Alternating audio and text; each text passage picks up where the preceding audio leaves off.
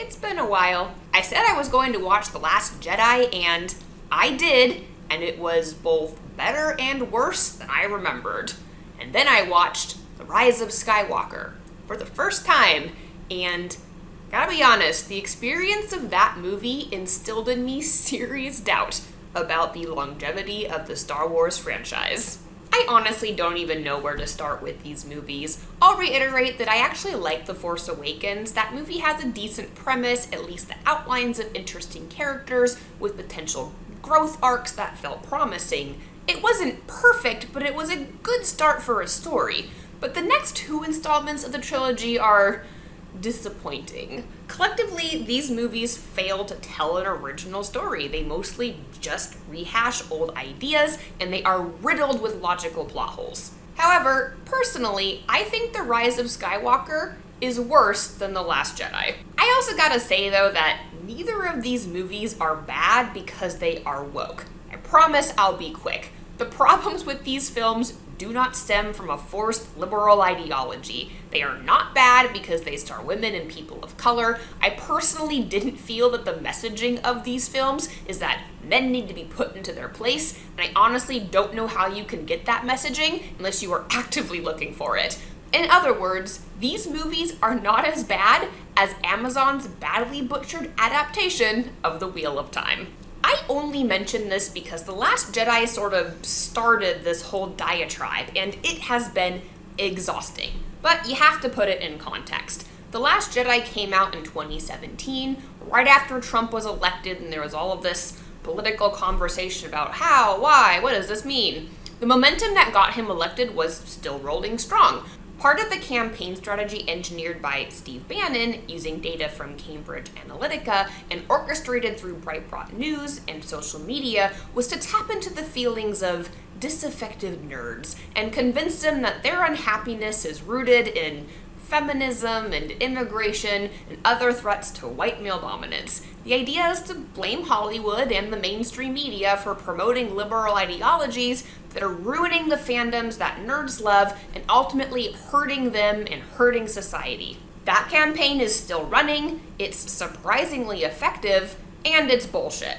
That's all I'm going to say about it in this movie review, though. I want to focus on the actual problems with this movie, because it's not the ideology, it's not the actors, it's also not the directing. If you are someone who goes to movies for stunning visual effects, there is a lot to like in the Disney Star Wars Trilogy. There are arresting visuals and exciting action sequences throughout all three films. Whoever was responsible for the sets, the camera work, the costumes, that team did a great job. Eye candy everywhere. And for that reason, these films are much better, in my opinion, than the Star Wars prequels, which also, in my opinion, rely too much on green screen and are visually and emotionally shallow by comparison. Actually, if you watch the Disney trilogy with the sound off and make up your own dialogue, they're pretty spectacular. The problem with these movies, though, is the story. There are also problems with the character development, which is where the story should be centered, but isn't. And this might hurt a little bit, but I have to add that the magic system in Star Wars, by which I mean the Force, what it is and how it works, is extremely muddled and makes the world building to support additional story a bit of a challenge. In this video, I'm going to review both films together, moving back and forth between them because it ultimately is one story. I know there's been a lot of PR that The Rise of Skywalker was an overcorrection for The Last Jedi, that J.J. Abrams took over for Rian Johnson after The Last Jedi got such bad reviews and drastically changed the direction in order to appease fans.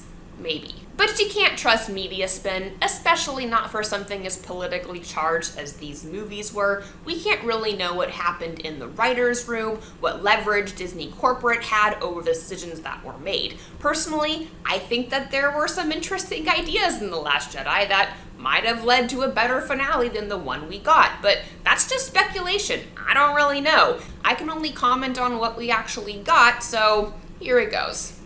I'm gonna be straight with you. The biggest problem with the Disney Star Wars trilogy is that the central conflict is woefully underbaked. The whole concept of Star Wars is giant forces, giant governments, trading intergalactic blows for control of absolutely everything. The audience has to understand the political forces at play, what both sides want, and why the characters have chosen their respective sides. Unfortunately, the Disney trilogy movies don't deliver this. Having seen all three of these movies, the political situation is deeply unclear. In the original trilogy, it was very clear. You had a galactic empire that was fascist, oppressive, and consuming all of the resources for itself, resulting in rampant poverty and crime for people struggling at the bottom. Then you have the rebels trying to overthrow the empire but struggling to make an impact. They are badly outgunned, but the return of the Jedi Knights gives the rebels the balance they need to start winning. Luke almost turns to the dark side, and then manages to turn Vader to the light instead, killing the Emperor and cinching victory for the rebels. It's a clean, relatable story. What is the political situation 3 decades after the rebels win? I don't know. There is a new republic, by mention, but it doesn't seem to have any power, and we never learn much about it. Meanwhile, where is the First Order coming from? What are their goals? Where are they centered? Why is no one confronting them or investigating them? What is the relationship between the New Republic and Leia's resistance exactly? This situation can best be described as murky. What we get is a bunch of action scenes strung together against cool sets and some nods to the tension of the moment, but where the overall situation is nebulous. The new good guys are shown to be in underdog positions because that's a compelling formula for a hero-centric story, but there really isn't a good justification for it. Meanwhile, we have bad guys for them to fight, but the mechanics don't really make sense. Honestly, almost everything else that is bad about these films can be traced back to just how poorly defined the central conflict is. The characters feel hollow because it's unclear what their motivations are, or even what their motivations could be because we don't know what life is like for people under the New Republic, or exactly what kind of threat the First Order poses. This is kind of fine in The Force Awakens because we are just getting to know this world and this new cast of characters, and Rey in particular is an outsider from a backwater world where news might be in short supply. But we should be getting all of this sorted out by the end of the first film, and yet we don't, and it all starts to collapse from there. In The Force Awakens, the First Order is able to, for some reason that is never explained, accrue massive military might. The Resistance seems ragtag by comparison, despite being led by General Organa, who is also responsible for establishing the New Republic and should have, the resources of entire star systems and all of their armies at her disposal, or at least the alliances to commandeer those resources. The New Republic is also able to be destroyed really easily, in one shot, by firing the Star Killer on Hosnian Prime. This was confusing because a galactic republic, by definition, should be an alliance of star systems separated by unfathomable amounts of space. Even if all the representatives in the Senate were gathered in one place for some reason and were all killed by this one blast, that doesn't quite explain why the Republic would disappear as a result, since new representatives could theoretically be elected, and all of the resources belonging to those star systems would still be at the disposal of the Republic.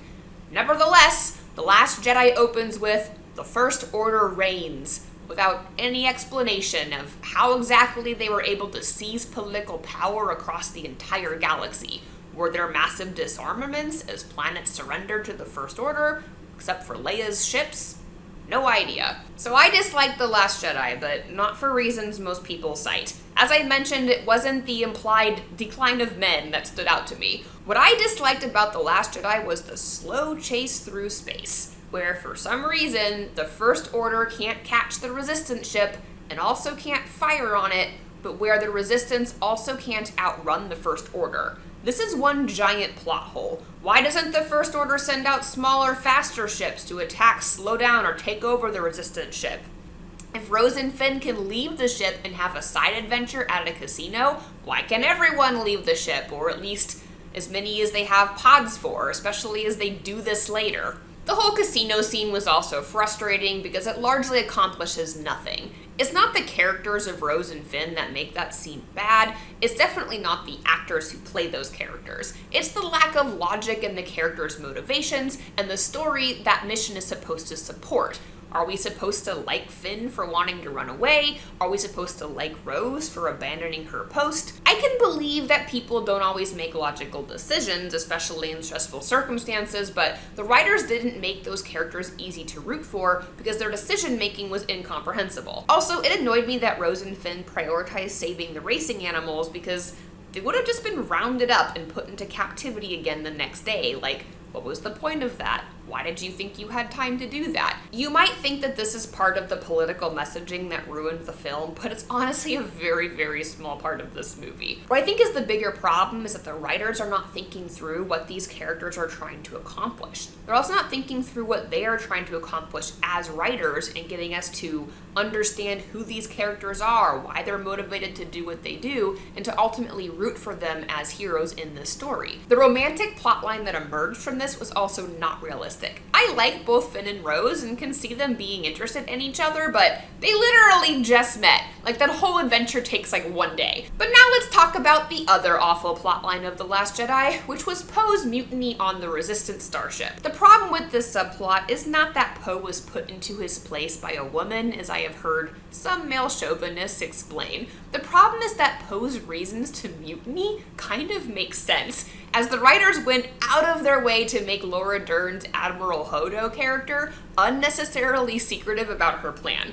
What was that supposed to accomplish? What purpose does it serve for Hodo not to communicate to her stressed and anxious crew that she has some kind of plan to save their lives? We are obviously rooting for Poe in that situation because we are not given a reason not to. And don't get me wrong, the mutiny was still wrong. Poe was insubordinate. Admiral Hodo is the commanding officer, but nothing about this scene was enjoyable to watch. The tension was just going the wrong direction and doesn't accomplish anything. It certainly doesn't develop Poe into a more likable character. It also didn't make me like the Admiral. I mean, this is a character who chooses to die at the end of the movie for what reason? Like, she just chooses to remain with the ship because I don't know. What purpose does that serve? I learned basically nothing about this character other than that she is an admiral and a friend of Leia's. I didn't have any emotional investment in her, so I just didn't understand what the point of this story was. And let me iterate too that it is baffling to me that people criticize this plotline as some kind of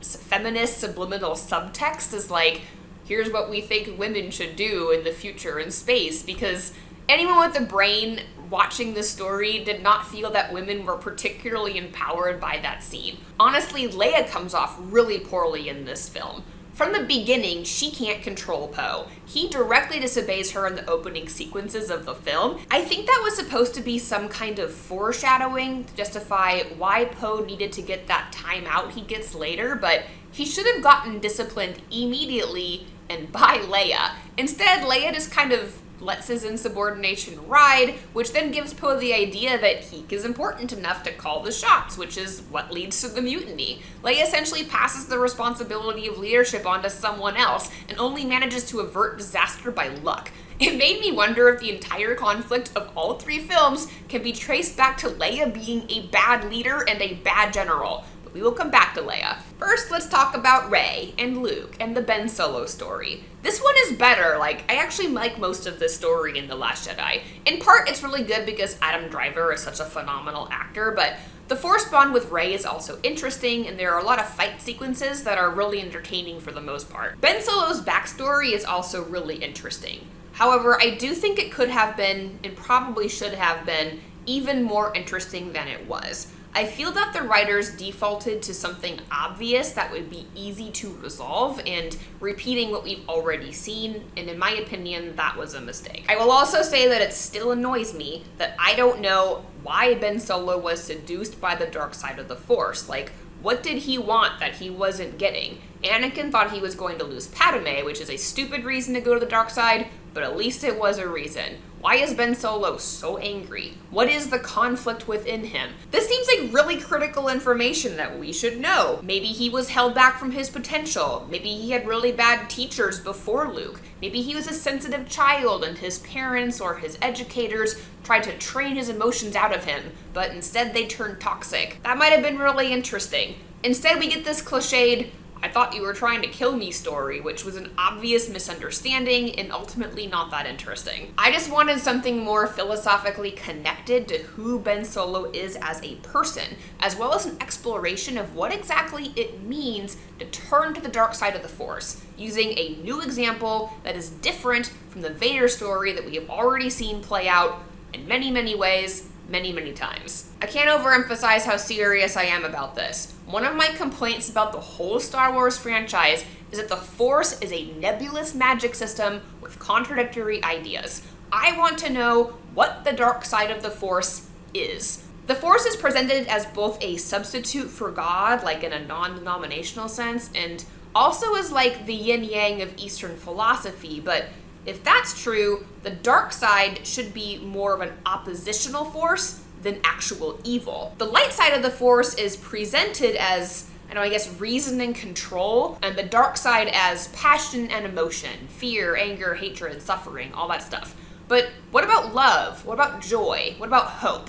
Where do the positive emotions fit into this dichotomy? I mean, even fear, hate, and anger have their place. We can't be human without feelings, so it seems like there should be a lot of questions here, particularly from Rey, who is, learning about this for the first time, but we never see anyone ask those questions. I also don't know what it means to be strong in the Force, despite everyone saying it all the time. How is strength determined? The Force is all life in the universe, right? So the combined consciousness of all living creatures, which would mean that the power is the same for everyone tapping into it. If that's the case, what does strong in the Force mean? Is it your level of sensitivity to understanding that power? Is it your ability to control your emotions and control that power? Is it the number of midichlorians that you have or that are attracted to you? What do those do again exactly? This is what I'm talking about. Finally, what are the rules and limitations of the Force? We know Jedi can use the Force to lift objects, control thoughts, and experience premonitions. It's a lot of psychic stuff. And it's important to understand what is possible, especially if you are going to break the rules or show that there are new powers to unlock, which these films do. And I wasn't bothered by Rey and Kylo Ren forming a psychic connection because that seems moderately in line with the types of things we've seen the Force do before. But I did not care for that scene in The Last Jedi where an astral projection of Luke gives Leia a set of physical dice. That shouldn't be possible. If that was a mistake in the writing, which, happens, it could be forgivable, but they actually doubled down on it in The Rise of Skywalker, and they never explain it. In The Rise of Skywalker, Kylo Ren is able to, track Rey across the universe and then reach out and steal her necklace. And then later she's able to give him a lightsaber through their Force bond.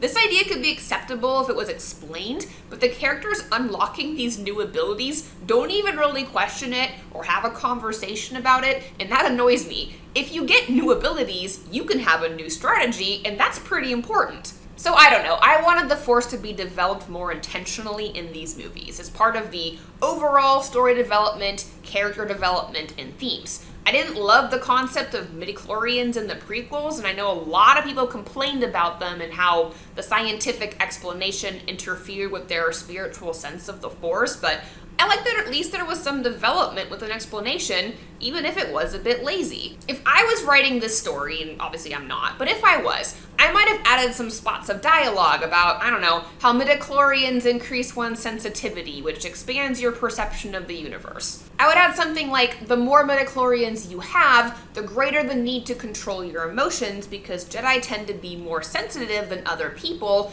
and more susceptible to feelings of fear and being consumed by their passions and then using their powers for dominance in order to feel secure.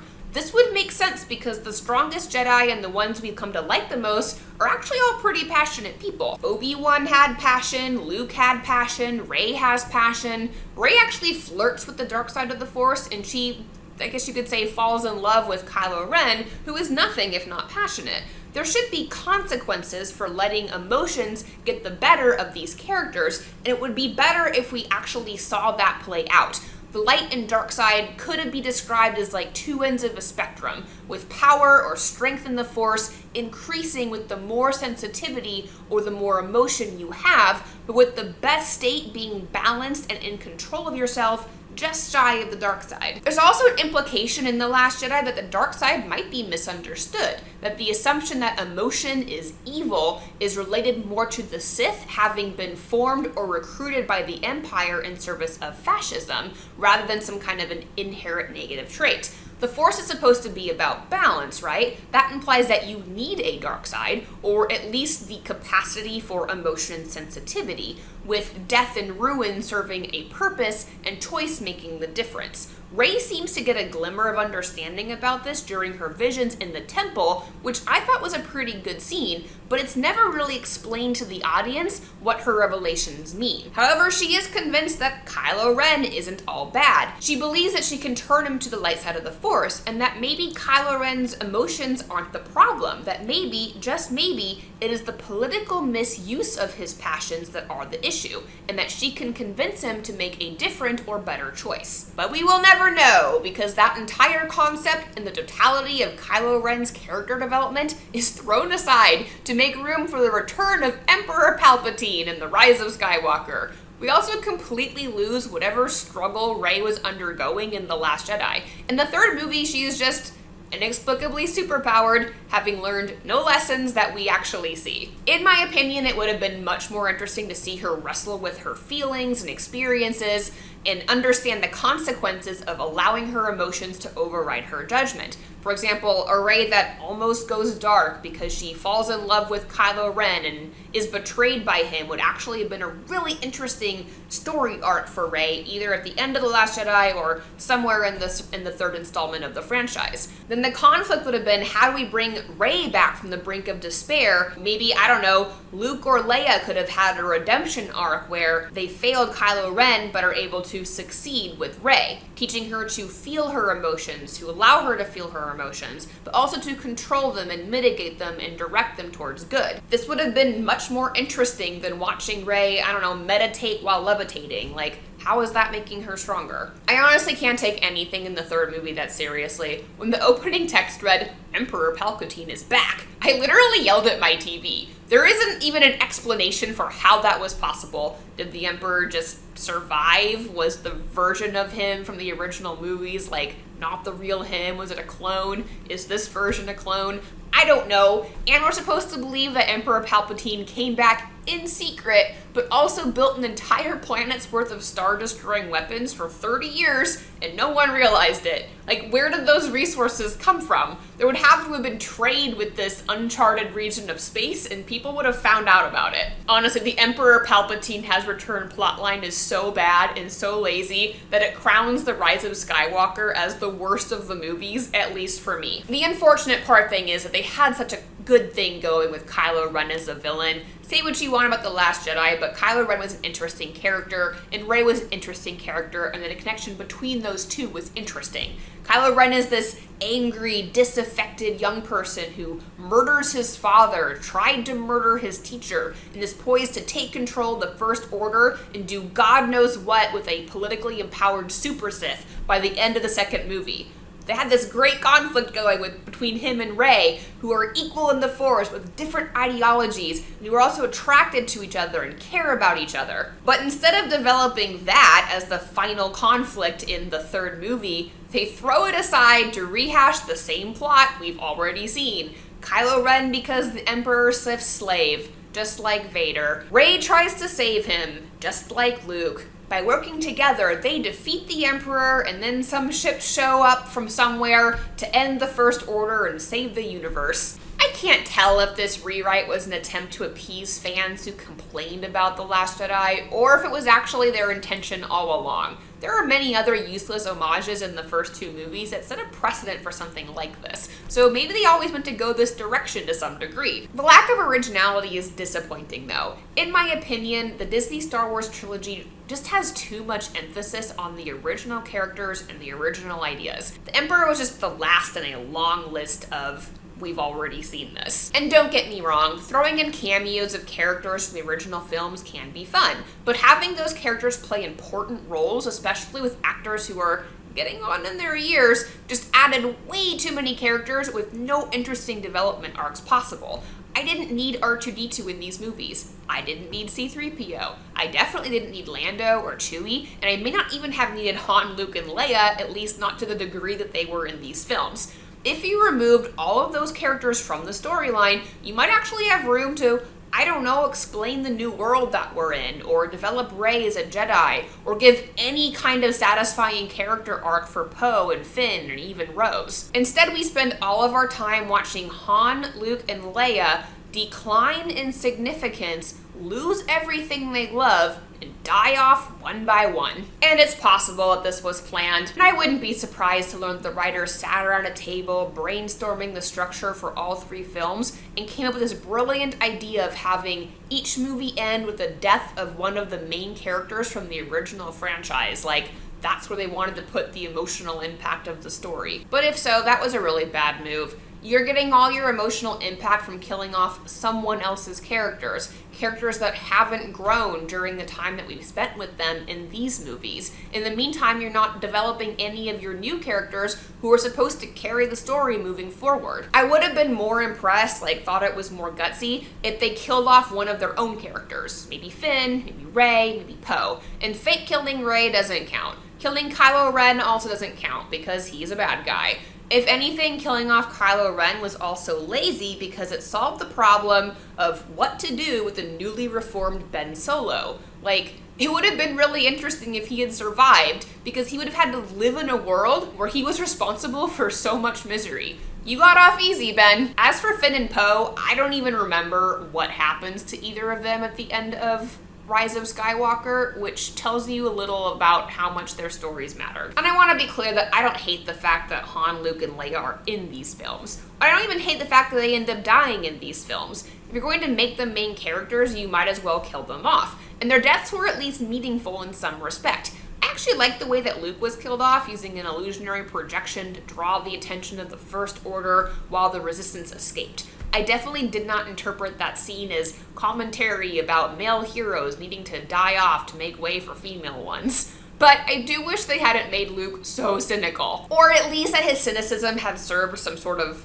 larger purpose. His choice to remove himself from the world and sulk on this island drinking milk and pretending he doesn't care about the Jedi was neither inspirational nor believable. I'm still not even sure what they were trying to do with that. Why would Luke go to the sacred place of the Jedi to pretend he doesn't care about the Jedi anymore? It felt weird. And then you have Han Solo, whose life took a gigantic step backwards when we see him in The Force Awakens. He's no longer with Leia. He has returned to smuggling in the same ship with the same crew. He's even wearing the same clothes. I mean, he had to have become Prince Consort to General Organa for decades. He should be a different person. They kind of explain that his relationship with Leia turned sour after Ben joined the dark side, but it's a lazy explanation without any real depth to it. It really feels they just didn't want to do any actual character work, so they reverted all the characters back to the versions of themselves that we remember from decades ago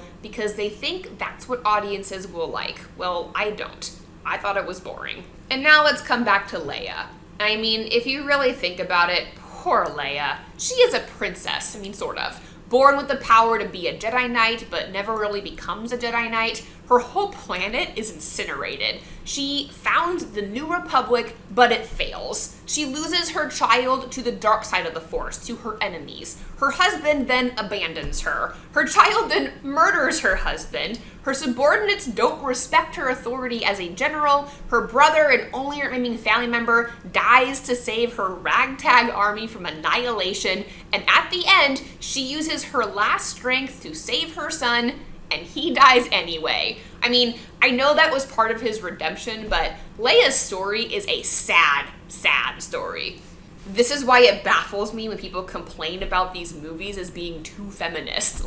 You could just as easily misinterpret this story as commentary about what happens when women are allowed to become leaders. I will also say briefly that I don't like Rey being a Palpatine so much. I think it would have been an equally strong story, perhaps better, for Rey to have been the nobody from nowhere implied in The Last Jedi. I liked the idea that genetics don't matter, or at least don't matter as much as people thought they did. That the Force can choose someone to balance the light with the dark rather than having to rely on bloodlines.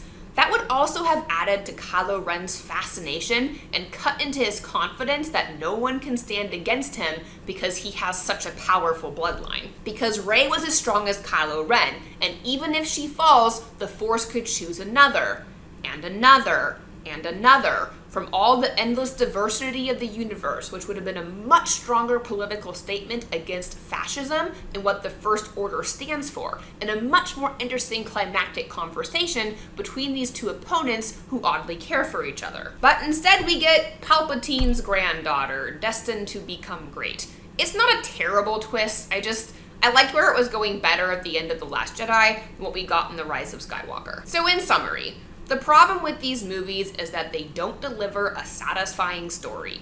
It begins with a lack of clarity around what is the political climate of the New Republic, and it is exacerbated by equally unclear development of the world's magic system, the Force. The story also tries too hard to honor the original movies, with the result being that they mostly just retread old ground and plagiarize conflicts that we have already seen and already know how they resolve.